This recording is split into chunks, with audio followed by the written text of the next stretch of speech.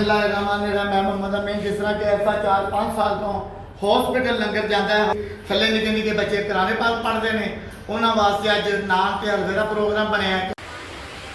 माशाल्लाह जी, कंबल समान हो गया जी, बादाम ले लिए।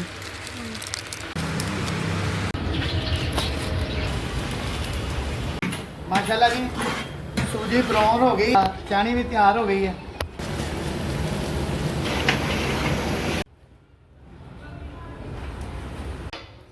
माशाल्लाह जी, लंगर पैक हो रहा है जी। बच्चे थले सफारा पढ़ रहे हैं, इंतजार कर रहे हैं। बिस्मिल्लाहिर्रहमानिर्रहीम। मैं मोहम्मद अमीन। जिस तरह के ऐसा 4-5 साल तो हॉस्पिटल लंगर जाता है, हफ्ता तवार पीर 3 दिन माशाल्लाह 200-250 बंदे का लंगर पकता है, जिहदे चंद मेरे भैन भरा मेरे नाल ने। अल्लाह ताला उन्हें सब नूं बहुत दे, जिहड़े नाल नहीं अल्लाह ताला उन्होंने तौफीक दे जी। थले निके निके बच्चे कुरान पाक पढ़ते हैं, उन्होंने वास्ते अज नान ते हलवे का प्रोग्राम बनया कि उन्होंने कुरान पाक रिलीज किया है। तो माशाल्लाह कल हफ्ते का दिन है, कल बिरयानी पकावांगे जी। अल्लाह ताला खैर करे जी, आमीन। अच्छा जी, हम असीं बाजार जा रहे हैं, बाजारों सूजी लियाने, मेवे शेवे लियाने हैं। अगर इस कोई लंगर च मेरा भैन भरा शामिल होना चाहता है, माली इमदाद नहीं कर सकता, इस चैनल को लाइक सबसक्राइब शेयर करके इस लंगर च शामिल हो सकता जी। अल्लाह खैर करे जी, आमीन। माशाल्लाह जी, कंबल समान हो गया जी, बादाम ले लिए।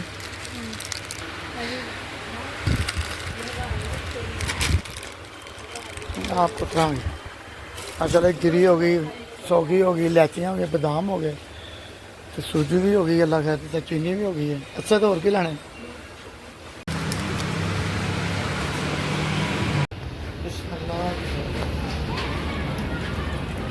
माशाल्लाह जी, अज जुमे का दिन है। अज बच्चों वास्ते लंगर पक रहा, जोड़े छोटे छोटे बच्चे ने थले कुरान पाक पढ़ते हैं जी, उन्होंने वास्ते अज लंगर की तैयारी होने लगी।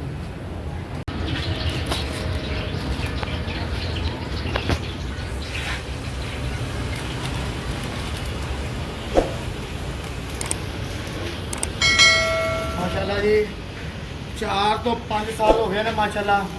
अल्लाह ने ड्यूटी लाई है लंगर की, लंगर पका रहे हैं। अल्लाह ताला सब दियां ड्यूटियां लाए जी।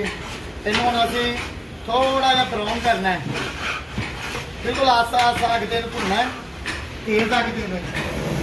माशाल्लाह जी, सूजी ब्राउन हो गई है, इन्होंने भी अग बंद करांगे। असीं हुण इलायचियां पावांगे, नाल ही असीं इहदे च चीनी चानी पावांगे। चीनी ਇਹਦੀ ਬਣਾਵਾਂਗੇ ਅਸੀਂ ਚਾਣੀ।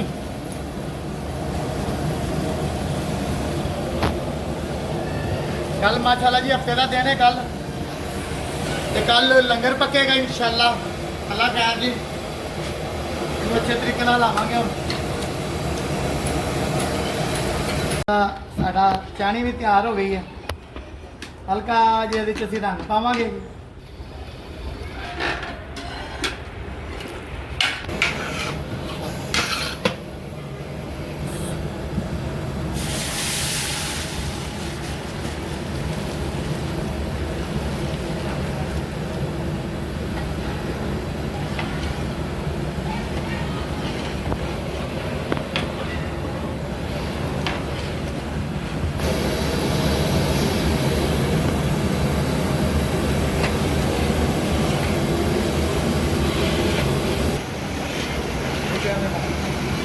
अच्छा जी, माशाल्लाह नान हलवा बच्चों वास्ते तैयार हो रहा।